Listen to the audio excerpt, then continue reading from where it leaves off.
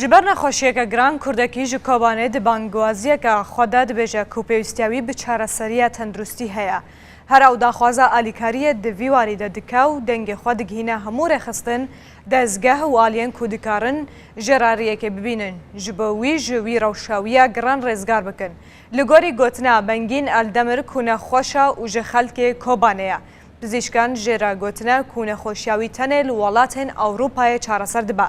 لێ بسەدەما ڕەوشە دەڕێوی و هەژاریە ئەماڵباتاوینە ئەو نکارە تشتێکی ژێرە بکن. هەر ئەو ئاماژە بوویەکێژی دکە کو ئەو نە ئالیکاریە پەرەیان دەخوازە لە تەنێدا خوازاوی ئەوە چارەسەریە تەندروستیە.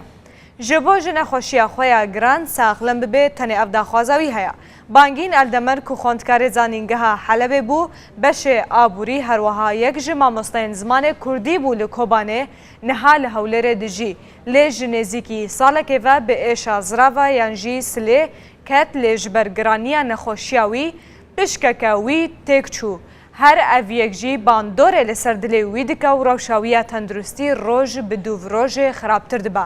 Bangîn di bangwaziya xwe de ku navê bangwaziya dawiyê lê kiriye û li ser rûpela xwe ya Facebookê belav kiriye. Dibêje ku êdî ew rojên xweyên dawî dijî û niha xwîn ji devê wî derdikeve. Lewma banga xwe digihîne her kes û aliyên ku alîkariya wî bikin.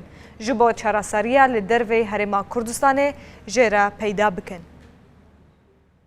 Nêskî salekê ji biya ez li erdê me ku tiştekî min derin okam derve ne kesî dibîne min nev cihada me. Pişkê min na emeliyat pêgereke yek endî zerع bikin yan jî seryeke îş bibim. Ew tişta jî doktor dibe li vir nave. Müsteşfekem te tawir li derve li Ewropa ve.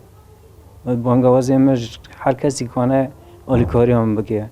چش مسئولا به چش منظمه به این از گیاد خازمه هر چهار پارچه کردستانه کی کانه یاردمیم بکه از بیدی ما تقصیر نبه برگاه اونا قانون نه درک حکومت که من کانه حکومت ما پر زنگینن هر تش جمعانه دکانش مرا یاردمی بکن از کلفت بانگی نمایهانی نخوش از داخوازمش هر کسی منظمات انسانی مادام حقوق الانسان لدنیا ها لازم بمرارابه جبرگ و قنات رو دو دنگ هر کسی پناه بردگنی عالمه از خازم دنگ خوشی بگنم و منبری را کو آلیکاری کلفت ما بکن و از بلکی با تشتان نقولای جی کت درکبی نیو عالمه که وت داخوازه که بکی یام پرانه یان تشنکنه بس نخوازی یعنی نخواشی دلنه کمری مجبور ببی و از یعنی دستک حری کوبانی از به مال دنیا گین آدم لی اما نخواشی و کلفت من از مجبور کردم که هیرو از پیش عالمه در کبم و از جوان طلب بکم که کلفتی من یاردمی جویرا بکن نه یاردمی پرا که آنها جوی خانج مرا تجد دلار یوره کن تشتکی کیف خاشیه نادمی جبر کلفتی من العرضه از دخوازم وی درخینن وی راحت بکن دخوازم ما وایم نه تشتکی دین ابدا